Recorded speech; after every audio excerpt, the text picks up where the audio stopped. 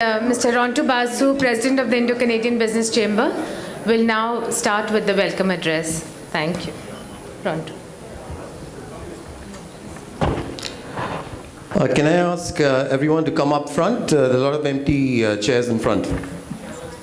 And may I ask you gentlemen to move here in the center.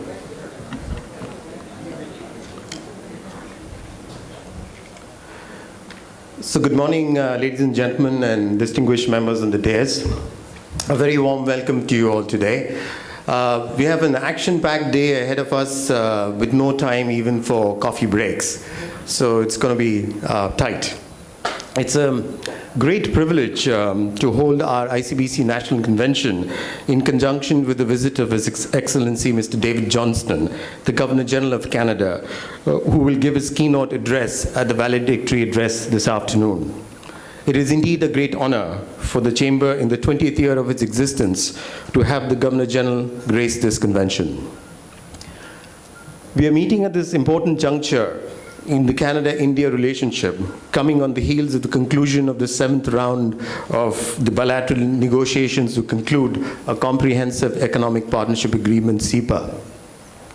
In fact, when Minister Ed Fast, the Minister of International Trade, was here in November 2011, I had, in a lighter vein in that session, commented how the Honorable Minister, given his considerable musical talents, he's adept at the piano and he's a part of a gospel group, was literally singing a new tune in international relations and trade, and that our trade negotiations certainly seem to be on song. The theme of our convention today is India and Canada, an innovative partnership. Our 3 sessions on financial services, information and communication technology, skills and education development will explore areas of partnership opportunities for India to benefit from Canada's innovation success and innovation ecosystem. Indeed, all the players and catalysts who share this common goal of significantly enhancing trade, investment, and technology relations are present in this hall today, be it the governments of Canada and India, ICBC, and the representatives of Canadian and Indian companies. We hope that this convention will open an important dialogue among senior policy and decision makers that will serve to break new ground in ICT, financial services, and education collaboration, and help identify opportunities for stronger and more creative bilateral activities that reflect the 2 countries' shared emphasis on the innovation scorecard. Canada-India relations are getting warmer every day. High-level delegations from both countries and various ministries have already visited each other over the last 12 months. Indeed, in 2014 alone, in the last 2 months, we've had several high-level visits. Minister Olivier, Canada's Natural Resources Minister, Premier Alison Redford from Alberta, and Senator Asha Seth. Earlier this week, India and Canada have signed, in the presence of the Honorable Governor-General, an audio-visual co-production agreement which will enable film producers to tap into various incentives and tax base offered by both governments. Most importantly, the Indo-Canadian community in Canada, which is over 1 million people, offers a bridge that both countries can use to develop closer cooperation. There's also a vibrant, albeit informal, network of friends of Canada, many of whom are in the room today, who are active bridge builders. In India, the opportunity is often hidden amongst the challenges. There are 3 compelling reasons why India should figure prominently in every country's business strategy. 1, it's a market for all products with a diverse customer base. 2, cost, the potential of India to serve as a cost reduction platform. And 3, innovation and technology, which is the theme of today's convention. India represents a multifaceted opportunity for Canada. A huge export and investment market, a cost-effective outsourcing destination, an investor into Canada, and a partner for third country projects. It is interesting to note that Indian companies have invested more into Canada than Canadian companies into India. As Indian majors such as Tata's Aditya Birla Group and SR continue their globalizing presence, they have invested in software, services, and mining in Canada. The critical thing is that trade is not just about dollars and cents. It's about resources, services, movement of persons, investment flows, strategic interests, and politics. Trade today between our two countries is around $5 billion, but these modest numbers are more a statement of the past and not the promise of the future. Virtually every province in Canada and sector is now actively engaged in the India file, be it ports, natural gas, oil sands, clean technology, forestry, steel, and higher education. But trade and investment relations are not restricted to large Canadian companies alone. Canadian small and medium enterprises, SMEs, have plenty of room to grow in India, especially since Canada's SMEs are essential to Canada's economic and social welfare. For Canadian companies, particularly SMEs, the time to get into India is now, and ICBC is ready to play its part as a facilitator and catalyst. I'm confident that the convention and its deliberations during the day would help provide an ongoing platform on which to build relationships, deepen conversations, and develop concrete and actionable outcomes for senior decision makers. I'd like to conclude by saying something which I've repeated before, that yet dil mange more as far as the Canada-India relations go. For the Canadian delegates, the heart desires more. I'm sure that since we are having this convention deep in Bollywood territory, like our Hindi films, this relationship too will have a happy ending. Thank you, and I will now invite Mr. Shashi Gavai, former High Commissioner of India to Canada, to introduce our chief guest, Mr. Apurva Chandra, Principal Secretary Industries, Government of Maharashtra. Mr. Shashi Gavai. Good morning, ladies and gentlemen, and a especially warm welcome to our friends from Canada. I see so many of my old friends here, and it's wonderful to connect up again. An ICBC convention, annual convention, is always a very special event, but it's made all the more special this year because we have the Governor General of Canada speaking to us later this afternoon. He's a very special person, apart from the fact that he's the senior-most constitutional authority in Canada. He's a great friend of India. He's a great academic, and he has visited India several times. Some years ago, he was telling me about his earlier visit to Mumbai. He was driving from the airport in the morning, and he was coming to a hotel in South Mumbai. But then he heard something which made him turn back and take the first flight back. That happened to be the 26th of November 2008, and Mumbai was under terrorist, attack by terrorists. Fortunately, this year his visit here is taking place under very favorable and very nice, very pleasant circumstances, and I'm sure his visit will add value to the relationship, particularly since he's such a great lover of India.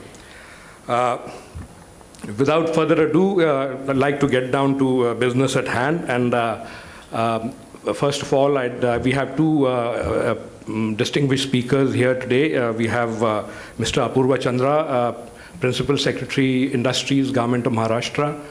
And we have Ms. Sarah Wilshaw, Minister Commercial in the Canadian High Commission. And she also has a rather interesting designation which I've never heard before in my 37 years in the diplomatic service. It's Program Manager India. So that is an interesting diplomatic designation. Perhaps it's a very business-like kind of designation, and one always lives and learns, so this is something new for me. So may I now request Mr. Apurva Chandra to deliver his remarks. We are, if I may just mention, we are running a little short of time because we must finish in time for the Governor General's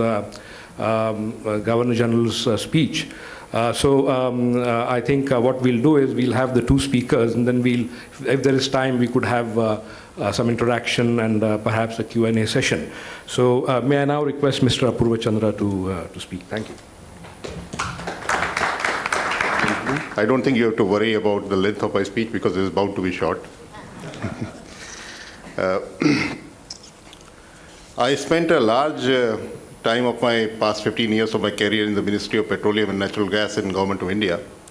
So my first interaction with Canada started from Ministry of Petroleum and Natural Gas when we visited Calgary in the year 2000, because that was a time when India was opening up its oil resources, and we were holding the first round of the new exploration licensing policy. And Calgary and Houston were the places to be. And in fact, that was a very successful round. We attracted a number of companies from Canada. Nyko Resources, I think they came around that time at Hazira field in Gujarat. And thereafter, they have been partnering Reliance Industries in the prolific KG-D6 basin, which is, of course, now set with some controversies. But and a number of service companies also got attracted to India around that time. And so it was always a pleasure to visit Calgary during the road shows. I visited it 2-3 times during that time. And apart from that, there was always the added pleasure of going to Lake Louise and Banff from Calgary during the free time. So we were successful that time in attracting a number of companies in the oil sector, and I think the partnership of Canada with India in the oil sector continues to this day. And it is a very fruitful partnership, as was mentioned earlier, in terms of innovation also, because the Canadian companies are leaders in coal bed methane technologies, now in shale gas also. And that time there was a lot of talk about tar sands, but at that time, because of the low oil prices probably, tar sands were not very viable. But now I believe that tar sands are being exploited in a big manner, and a lot of oil produced from the tar sands is getting exported to the USA. Subsequently, our offshore arm, ONGC Videsh, they purchased a field in Sudan from a Canadian company. That also proved to be very fruitful for the Indian company. We made a lot of money in that. I think the payback period for that purchase was just 2 years or 3 years. Now again, that is beset with problems because of Sudan. Unfortunately, now when I come here in the industry sector, I find that the investments from Canada into India, as was mentioned earlier also by Mr. Basu, are quite meager. When I was looking at the figures, I was quite surprised that over the past 15 years, the FDI from Canada into India is just $429 million, which is a pittance, considering the size of FDI which is attracted not only by India, but just Maharashtra itself. Maharashtra is a leader as a state in the FDI in the country. Maharashtra itself has attracted $61 billion worth of FDI over the past 10-12 years. So in that context, I think today's deliberations, ICBC, it is a very sound organization. We should be discussing on what really holds back Canadian companies from investing in India. And I, being from Maharashtra, I would of course plug for Maharashtra, in Maharashtra also. Just a couple of days back, on the 27th of February, we signed 32 MOUs with investors from across the world for investments of about $4 billion into Maharashtra, with major companies like Mercedes-Benz, Caterpillar, Alpha Laval, Bosch. They were major companies, and they're all investing in Maharashtra. Number of companies from North America, General Motors, General Electric, they're already in Maharashtra with major plants. So Canadian companies also, we would like to invite in a big way in Maharashtra. Maharashtra is the most industrialized state in the country.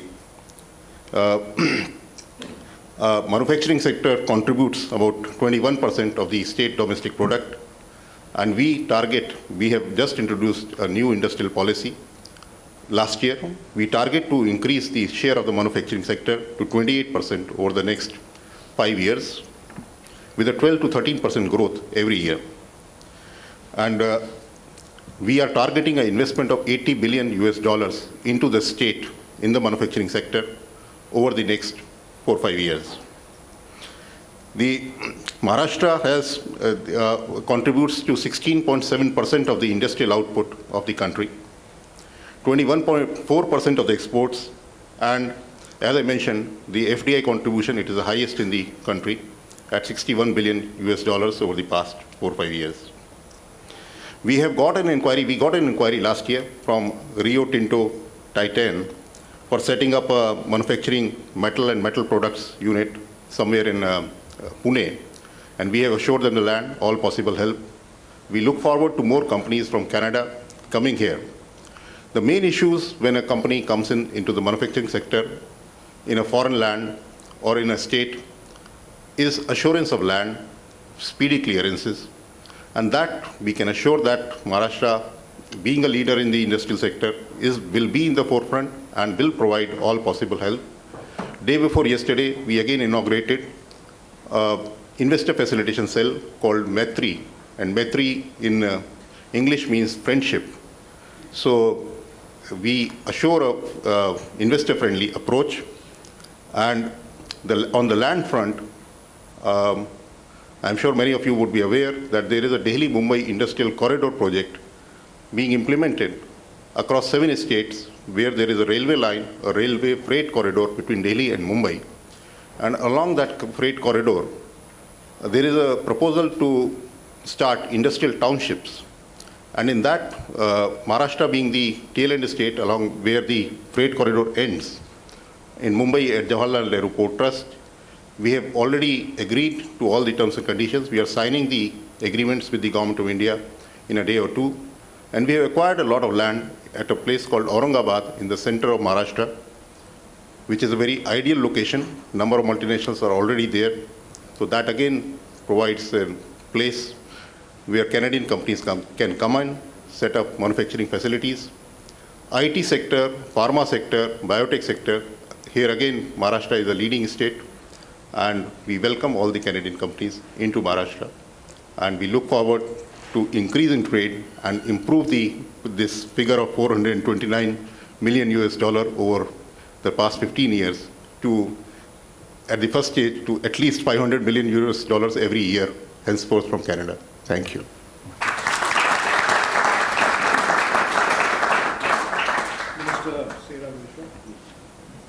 Morning, namaste.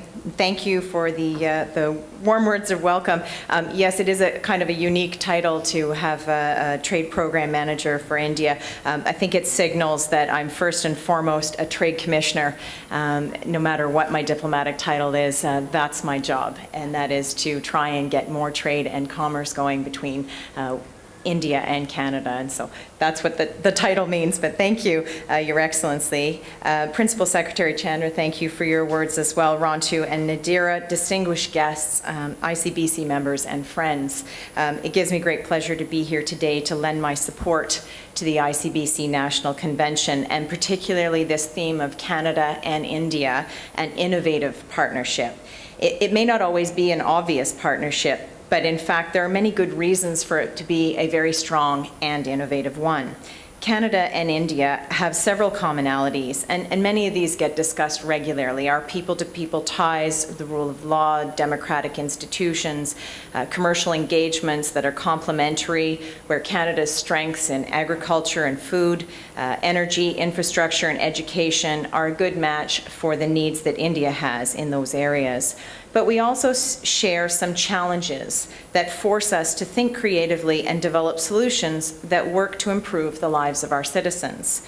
We each have a vast and varied territory, extremes of climate and geography, a diverse population, and a need to deliver goods and services to remote locations. So if necessity is the mother of invention, the necessity is certainly there in both our countries. The Government of Canada supports innovation through research and development, tax incentives, and direct assistance to business. All companies based in Canada, both foreign and domestic, that invest in research and development activities can apply for what is known as a SRED program, or the Scientific Research and Experimental Development Tax Incentive Program, which provides for deductions and tax credits to help you with your bottom line.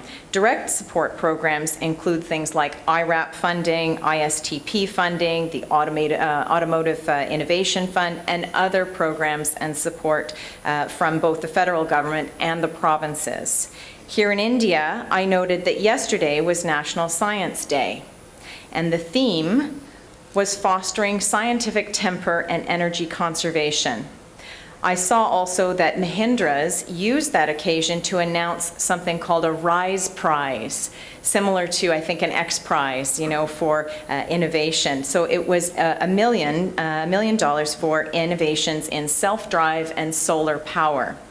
I think these kind of incentives can be very powerful.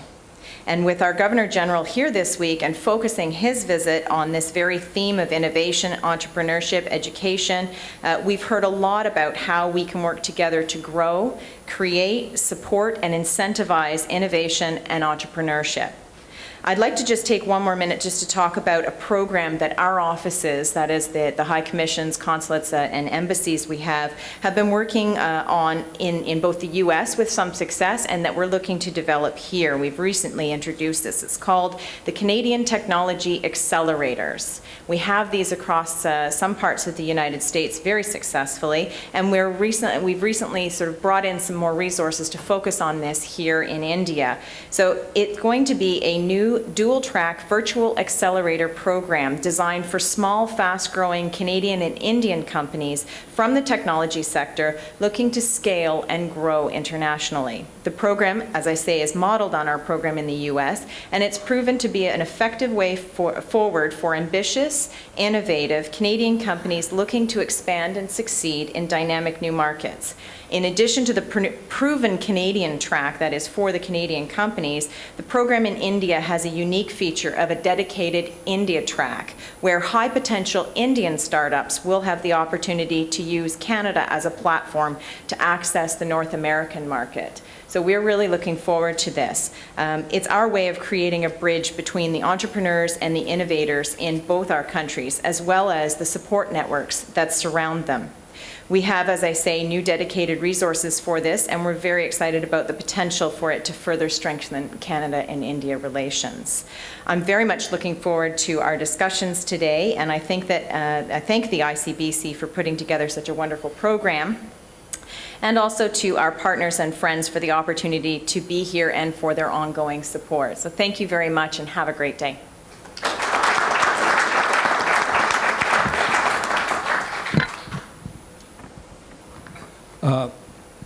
Your excellent presentations. May I set the ball rolling for some discussions by posing a question to Mr. Apurva Chandra. You mentioned about Maharashtra being the leading state in India in terms of investments, in terms of industrialization. Very true.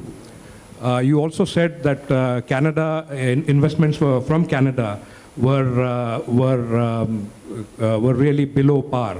That is also very true. My question is that there is somehow a growing perception, there has been over the past perhaps couple of years or so, that Maharashtra is falling behind other states in terms of attracting foreign investment, attracting capital. Now, this may be just a perception. It may be removed from reality, but perceptions are sometimes more important than reality.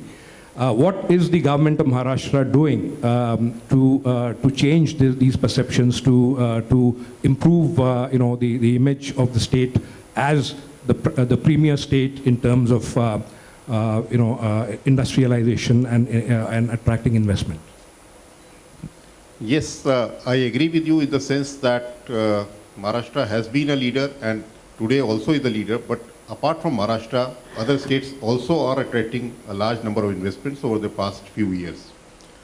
Prior to the year 2000, probably Maharashtra was the only destination if a foreign investor would come into India, but now there are other states also.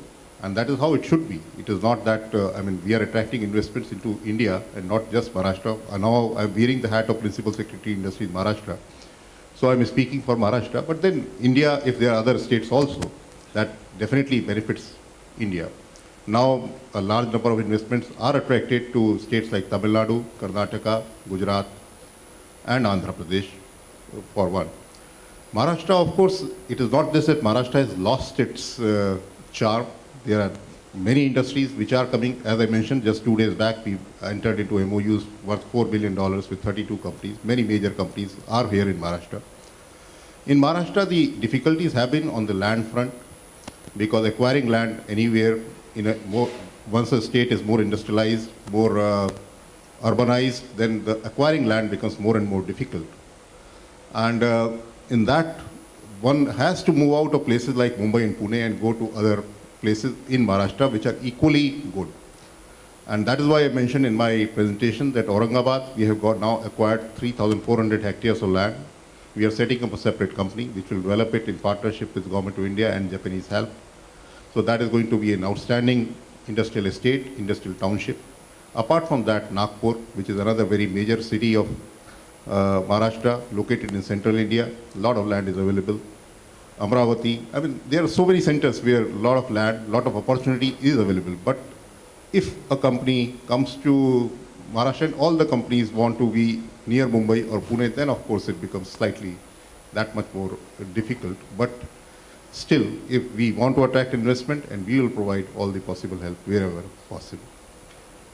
Thank you, Mr. Apurva Chandra. That was, I'm sure the audience found that very useful, that clarification. Would Minister Wilshaw like to pose any questions to the industries, the Principal Secretary Industries, in terms of what Canadian companies or the Canadian government would expect of the government of Maharashtra? Certainly. Well, thank you for the opportunity. In fact, I actually just want to address the question of Canadian direct investment in India.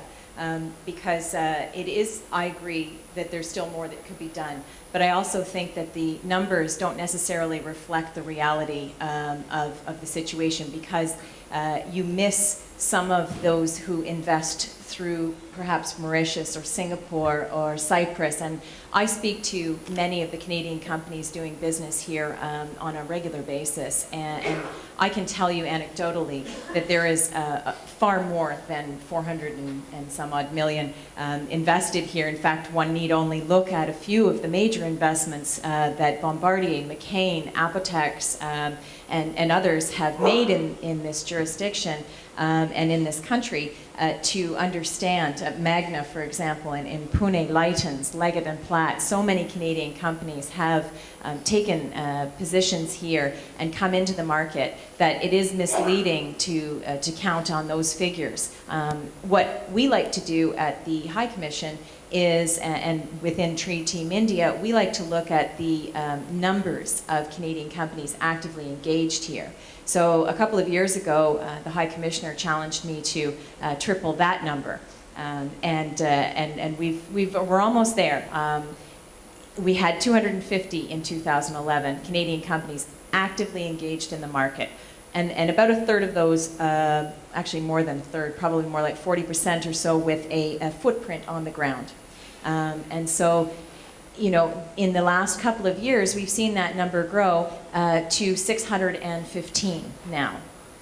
So that, I think, speaks volumes. You know, that's real interest, that's real engagement, that's people here doing business on a regular basis. And I think that's a better indicator of the actual engagement and the investment that people are making here. But to your point, Your Excellency, about what Canadians expect, I think that Principal Secretary Chandra's addressed it very well. Canadians like predictability. They like stability. They like to know that they're going to get their clearances in a timely manner. They like transparency. And obviously, we would do everything we can to encourage the Indian government as well to sign the FIPA and to help us conclude an ambitious CEPA. And all of those things will support very strongly and underpin our relationship and encourage further investment from Canada in India. Thank you, Minister Wilshaw. That was also very useful. And I'd just like to add that apart from all that you said, Canadians are also extremely polite people. Now, I mean, we do have time for a few questions, a couple of questions, and I throw open the floor. Any questions from the group? Be happy to. I'm sure our guests would be happy to take them. Statistics of how many of them are actually SMEs? Yeah, I mean, I can tell you that the vast majority of Canadian companies writ large are in the SME category. We don't have all that many Bombardiers, Blackberries, and so on. Those are the big names, and you all know them. But in fact, the vast majority of Canadian companies are SMEs, and certainly by Indian standards. So it's pretty easy to say that, yes, I would say that of 615 who are here, certainly, something like 3/4 or more would be SMEs. I think Arun has a question. Yes, I wanted to ask Sarah about when do you think will SEPA finally conclude? Because I think it's been going on now for almost about a year and a half. So that's my first question, and quite related is, when is the co-production treaty likely to, the film co-production treaty likely to happen?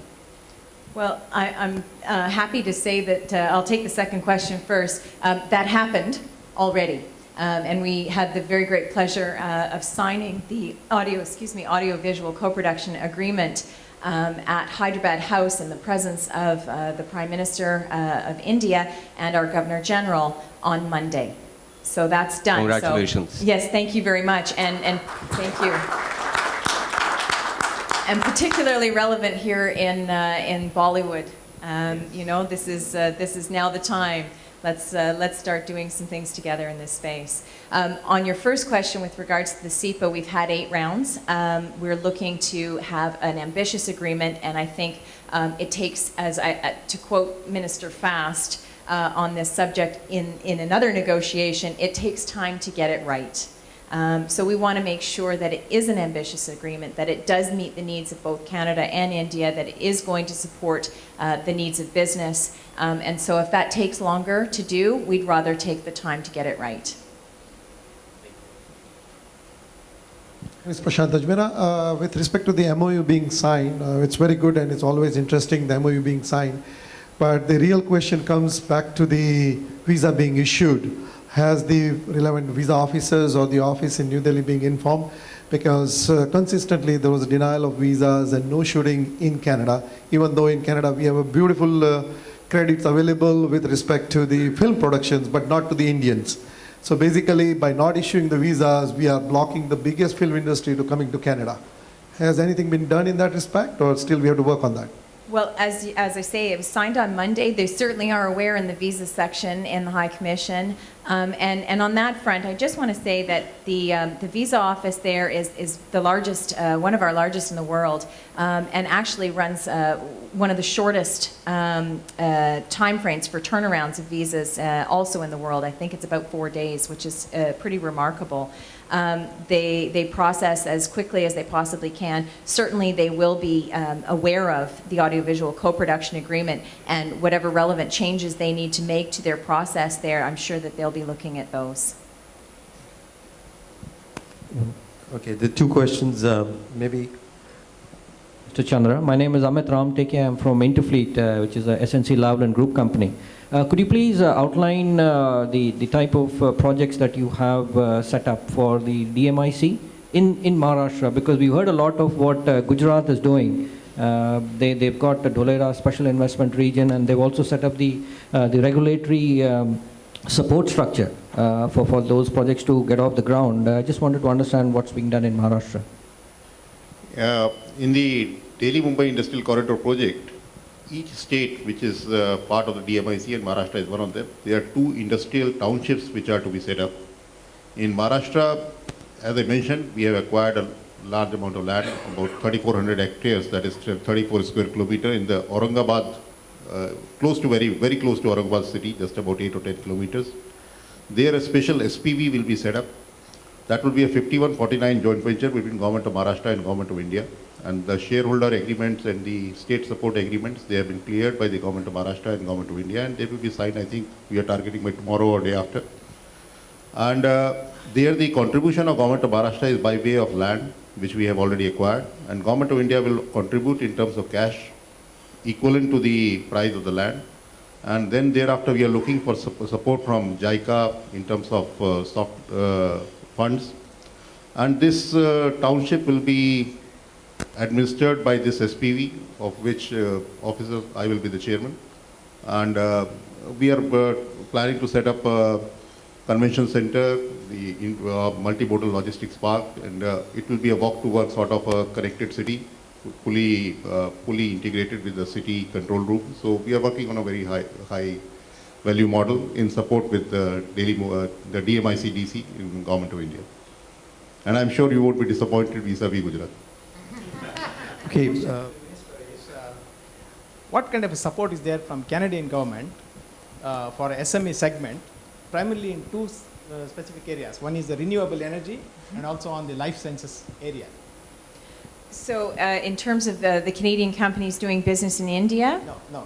For Indian These are companies the- doing yes, business in yes. Canada? Yeah, exactly. Well, actually, I think it probably matters less which way it's going. I think the key is that we're looking for partnerships, and certainly the Canadian government has a network of professionals who help to make those partnerships happen. So that is the Canadian Trade Commissioner Service, of which I'm a part, and I have a team here in 8 offices across the country, about 48 people, 49 people now, and they are dedicated to making those connections. So in whatever way or shape or form, whether it's an investment or a joint venture or some kind of a representative agreement, or maybe it's a project that they want to work together on, a licensing arrangement, you name it, and joint research and development. You've got a lot of our colleges and universities represented here today, and they're working on different aspects of some of those very key technologies. And so I would encourage you to connect with those people and with my team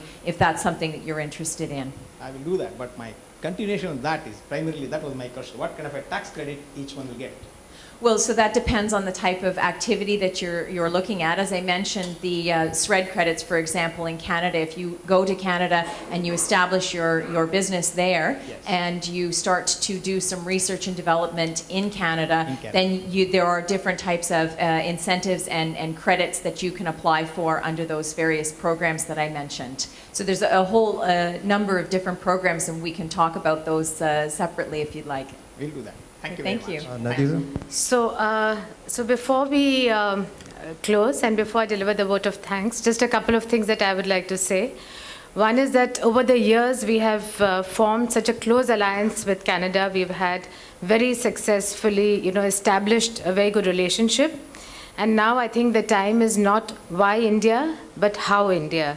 And I think we at the Indo-Canadian Business Chamber are, wanting to pave the way forward by explaining or by, facilitating as to how to do business in India and how this can become. Some of the points that were brought about is open data, open government, technology and innovative partnerships. And innovation is is the theme of our convention today. And maybe a direct flight by Air Canada to India and Canada probably might just get it started. Another thing that I'm going to borrow from Kevin Lynch, I think he's used to people borrowing this line. He just said that the Governor General also borrowed this last evening. But, again, we have been saying this over and over again that, the trade has gone up from the 3 billion, but we want to, still not achieve 15 billion. And we are just looking at the figure 15 billion. But why aren't we giving the background of our relationship, of the tremendous economy potential there is in the two countries? Why are we stopping at 15 billion? Why aren't we thinking big? Why aren't we doing 20 billion, 25 billion? There is the sky that we can aim for. And let us not think small, let us think big and go towards that. For Mr. Apurva Chandra, first of all, thank you very much for being here with us and for lending your keen insights as to how to open up Maharashtra and inviting more investment into Maharashtra. One of the things that I can tell you is that we were formerly the Mumbai Regional Council, but today we have renamed it as Maharashtra Regional Council, knowing the importance and what Maharashtra is doing in the sector and in the business line. We have Pune with, as Sarah said, for Magna, for Lightens. There's a lot happening in Maharashtra, and we're not going to stop only at Mumbai or Pune, but going to go to all the second-tier cities in Maharashtra, as we are doing in other parts of India. Also,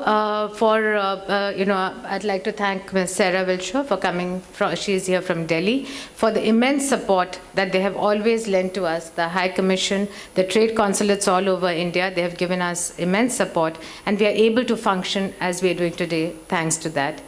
Mr. Shashi Gawai, for being here, for moderating, and for seeing that it's all going on time. I think I'm the one now taking up time, but you've done your job so well. Also, of course, Shashi Gawai is in the enviable position where he has all the experience, but he still has the liberty to be able to speak as he likes on the India-Canada thing. So thank you for being here and for sharing a thing with us. Rontu for being here. He is the president of the Indo-Canadian Business Chamber, and under his leadership, we hope to even do better. I cannot end without thanking our sponsors, Bombardier, Air Canada, TD Bank, and Ontario, for helping us do this event, because we do require your support all the time. Thank you. And Forestry Innovation Systems here for being a special partner with us. Our session partners, I will acknowledge as we go on to the other sessions. And the ICBC team, we have Rima, Pavitra, and Anish here today with us. They have been an integral part of planning this whole convention and making it happen. Thank you to all of you for being here with us, and for our friends from Canada who have come and who will be a part of the sessions during the day. Mr. Imran Panju is a Mumbai Regional chairperson of the Mumbai Regional Council, and thank you for this has happened in Mumbai this time, this convention, and yeah, sorry, Maharashtra Regional Council, yes. Thank you, and we now, I think, we'll break, but I don't think we'll have a tea break. We'll just start with the next session. We have the Honorable Kevin Lynch here with us today. We're very fortunate that he's been able to join us, and we will now invite the next panel to be here, and we start the session on financial services in 5 minutes.